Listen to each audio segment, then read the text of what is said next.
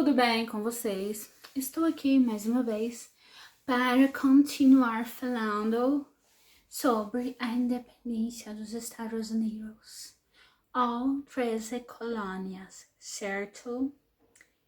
Preste bem atenção nesse assunto, porque agora a gente vai entrar numa parte assim bem triste, né? Uma parte triste da história de qualquer país que tenha adotado esse sistema de trabalho, porque nós vamos falar também hoje sobre a escravidão, né, nas 13 colônias.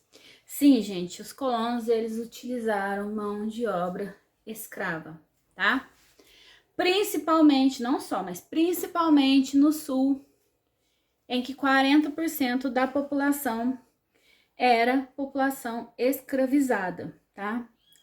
Pessoas negras, né, que foram escravizadas principalmente no sul dos Estados Unidos, nas fazendas que utilizavam o sistema de plantation principalmente. O que é a plantation, gente? Eu já falei. Aquelas big fazendas, né, aquelas fazendas enormes que cultivavam um gênero só, tá? Por exemplo, fazenda que era especializada em produzir algodão. Fazenda que era especializada em produzir índigo, só produzia índigo, certo? Então essas pessoas, elas eram escravizadas e trabalhavam muito, muito, muito, e estavam submetidas a toda sorte de maus tratos. Então, pessoal, a gente tem que entender que a alforria, né, o Instituto da Alforria, o que era a alforria? Era negro escravizado poder comprar a sua liberdade por meio de alforria. Isso praticamente não vai existir nas 13 colônias, tá? Mas vai existir muita resistência por parte dos negros escravizados, muita luta contra a escravização e muitas revoltas, né? Por exemplo, você vai ter revoltas em Nova York, em Virgínia, na Carolina do Sul, contra essa escravização. E pra gente falar do processo de independência, a gente tem que entender que a relação entre Inglaterra e 13 colônias vai azedar, tá?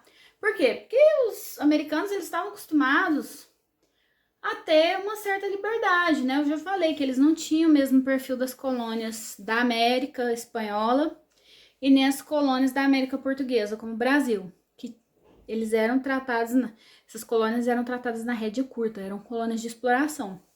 Os Estados Unidos, por ser colônia de povoamento, ficou meio que naquele esquema laissez-faire, né? Ah, deixa eles, não estão me incomodando, deixa eles viver a vidinha deles. Só que a Inglaterra vai entrar numa guerra com a França.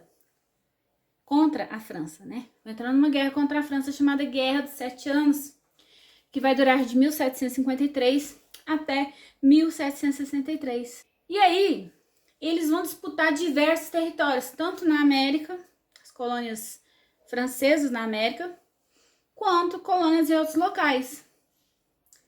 A Inglaterra vai ganhar e anexar vários territórios. Só que as finanças da Inglaterra após essa guerra estavam abaladas.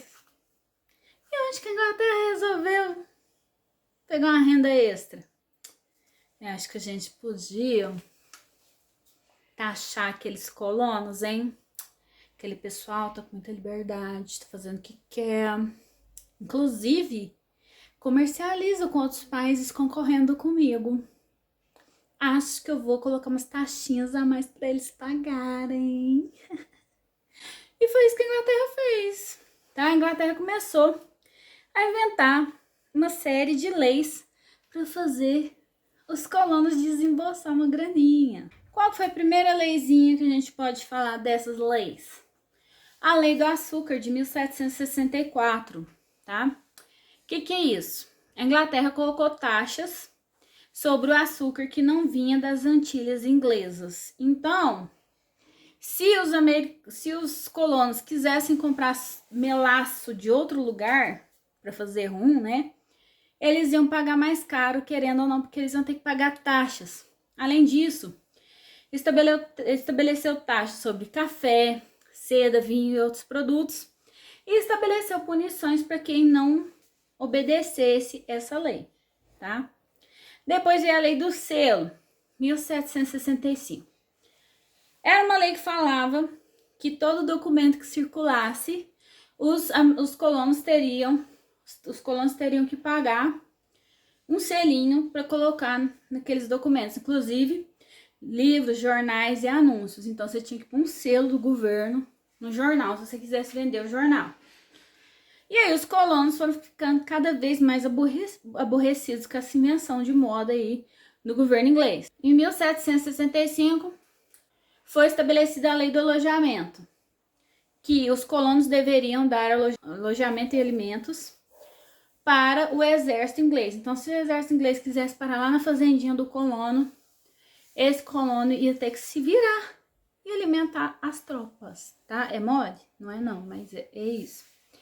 Depois veio a lei, né? Veio a lei do chá em 1773, mexeu no chá, né? Concedia o monopólio da venda, monopólio exclusividade, né? Da venda do chá à Companhia Britânica das Índias Orientais. O governo inglês queria proibir o quê? A venda de chá pelos comerciantes americanos, tá? Ou seja, olha, quem pode vender chá aqui é só a companhia que é britânica, ou seja, dos ingleses. Vocês, colonos americanos, não podem mais vender chá. Os colonos americanos ficaram satisfeitos? De jeito nenhum, né? E aí, reagindo contra essa lei, em 1773, aproximadamente 150 colonos se vestiram de indígenas e atacaram 3 navios ingleses jogando a carga ao mar. Episódio que ficou chamado como Festa do Chá de Boston ou Boston Tea Party, certo? Festa do Chá de Boston. Dava pra ver que não era índio coisa nenhuma, né, gente? Eram os colonos. E aí, em 1774, a Inglaterra, que ficou nervosa, né, com essa insurreição desses colonos jogando chá no mar, publicou as Leis Intoleráveis, 1774, tá? Que proibia, né, direito de reunião dos colonos, que previa fechamento do porto de Boston até que os colonos pagassem os prejuízos causados pela festa do chá de Boston, tá? Envio de tropas inglesas para controlar a região de Massachusetts e julgamento dos rebeldes por um tribunal inglês. Isso foi a gota d'água para o início do processo de independência norte-americana. E essa série de medidas adotadas pela Inglaterra gerou um ranço dos colonos para com os britânicos, os ingleses, tá? Começou a ter um sentimento anti-britânico. E aí esses colonos, eles começaram a se mobilizar e começaram a se reunir. E aí vai surgir a figura do primeiro congresso da Filadélfia. Nessa reunião lá na Filadélfia, eles redigiram um documento falando sobre as leis intoleráveis, falando qual era a posição deles, e mandaram para o rei George III, que era o rei da Inglaterra. O rei falou, quem mandou sou eu, rapaz. E aí mandou mais tropas para as 13 colônias. Ou seja, ele não estava pouco se lixando para essas ideias. Só que os colonos dessas 13 colônias, eles estavam imbuídos dos ideais iluministas. Dentre esses ideais iluministas, eu vou destacar a figura de um carinha que vai estar muito presente, as ideias dele, na Declaração de Independência dos Estados Unidos, que é o John Locke. John Locke fala que o governante, ele tem o dever de zelar pela vida, liberdade e propriedade dos seus súditos. E que se ele não faz isso, esses súditos, eles têm o direito de se rebelar, certo? Direito de rebelião. E eles, imbuídos desse sentimento, olha, nós temos o direito de nos rebelar. Isso que está acontecendo não é justo. Eles resolveram se revoltar de verdade. E essas ideias, né, do John Locke, que foram chamadas de liberalismo político. Não confunda liberalismo político com liberalismo econômico, tá? Então vamos lá. Em 1775, exatamente no mês de abril, vai estourar uma batalha chamada Batalha de Lexington, saúde, que deu início à Guerra de Independência, né, das 13 colônias. E aí, em maio desse mesmo ano, veio o segundo Congresso da Filadélfia. E aí, eles nomearam George Washington, o comandante das tropas americanas contra os ingleses, né? George Washington, que é uma figura famosíssima, né?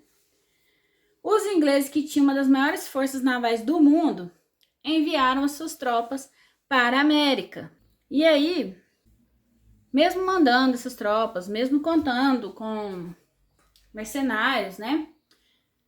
O governo inglês não vai conseguir controlar essa rebelião dos colonos, que vai contar com o apoio da França e com o apoio da Espanha, que após, né, a vitória das tropas de George Washington em 1783, receberam em troca territórios na África, Antilhas e Flórida, ok? E aí, em 4 de julho de 1776, que é o dia que se comemora a independência dos Estados Unidos, né, foi publicada a Declaração de Independência dos Estados Unidos, que foi escrita, né, redigida por Thomas Jefferson, Samuel Adams e Benjamin Franklin. Só cara fera, né? Redigindo esta carta de independência. Aí eu separei um trechinho aqui para ler para vocês da carta de independência, da declaração de independência, porque eu achei interessante. Todos os homens são criados iguais, dotados pelo Criador de certos direitos inalienáveis. Aí, ó, o John Locke tá aí, hein? Que entre estes estão a vida, a liberdade e a procura da felicidade. Aí, ó, eles quiseram inovar, eles não colocaram propriedade. Só vão colocar a busca pela felicidade. A fim de assegurar esses direitos, governos são instituídos entre os homens, derivando os seus justos poderes do consentimento dos governados. Toma, Jacques Bossuet. O Jacques Bossuet é o cara que falava que o poder do governante ele vinha de Deus. O John Locke falando, opa! O governo ele não vem de Deus. O governo ele vem do consentimento dos governados. Os governados que deixaram. Se os governados se surgirem, acabou o governo. Certo? Foi isso que os americanos fizeram. Cansaram da Inglaterra, deram uma banana para a Inglaterra e falou, agora a gente manda na gente mesmo. Pronto.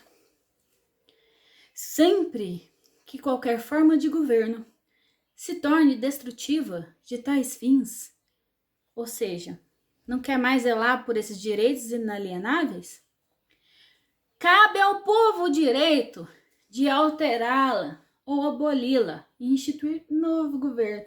Foi o que eles fizeram.